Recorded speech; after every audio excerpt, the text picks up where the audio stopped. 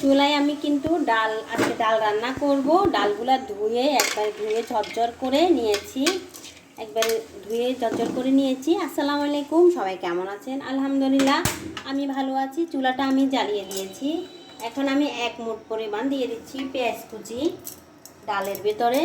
তারপরে দিয়ে দিলাম রসুন পেস্ট করা 1 চামচ। তারপর দিয়ে দিচ্ছি আদা পেস্ট করা 1 চামচ। এখন আমি দিয়ে দিচ্ছি নুন, স্বাদ মতো নুন দিয়ে দিচ্ছি 1 চামচ, 2 চামচ পরিমাণ নুন দিয়ে দিলাম। এখন আমি দিয়ে দিচ্ছি 2 টেবিল চামচ থেকে একটু বেশি দিয়ে দিচ্ছি তেল, রান্নার তেল।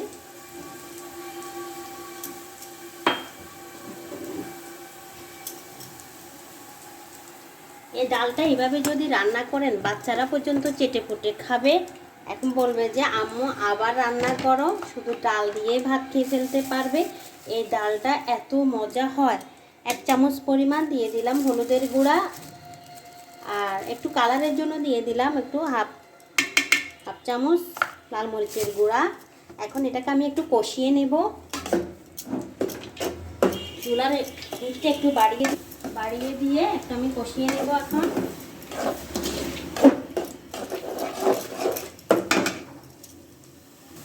একটু দিয়ে দিচ্ছি গোটা জিরা। কিসে বেশি খুঁজবি আমার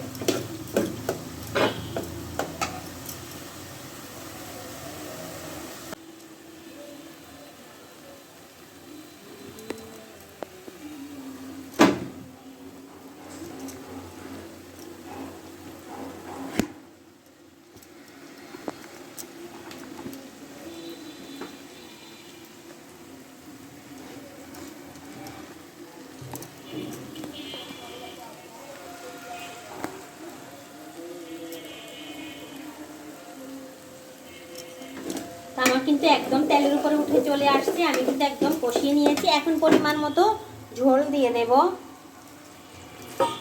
সিদ্ধ হওয়ার জন্য একদম পরিমাণ মতো ঝোল দিয়ে দিলাম।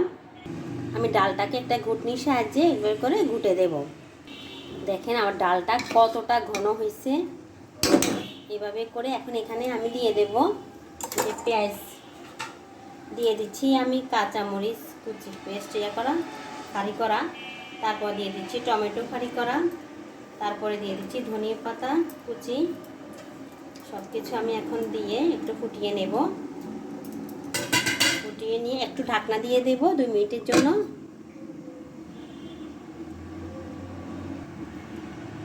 এখন আমি ঢাকনাটা উঠাবো। দেখেন মাশাআল্লাহ কত সুন্দর একটা কালার আসছে ডালের, মাশাআল্লাহ। আর কতটা ঘন আসছে আমি আপনাদেরকে দেখাই যে কতটা ঘন হয়েছে, মাশাআল্লাহ। আমি একটু এখন নুন চেখে দেখব। বিসমিল্লাহ।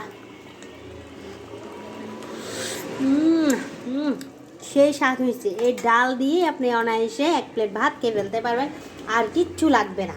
তো আমার ভিডিওটি যদি ভালো লাগে অবশ্যই লাইক কমেন্ট শেয়ার করে দেবেন। অবশ্যই ভালোবেসে পাশে থাকবে। দেখা হবে অন্য কোনো ভিডিওতে। সে পর্যন্ত ভালো থাকবেন, সুস্থ থাকবেন। আসসালামু আলাইকুম। ইউটিউব থেকে যদি দেখেন অবশ্যই সাবস্ক্রাইব করে দেবেন।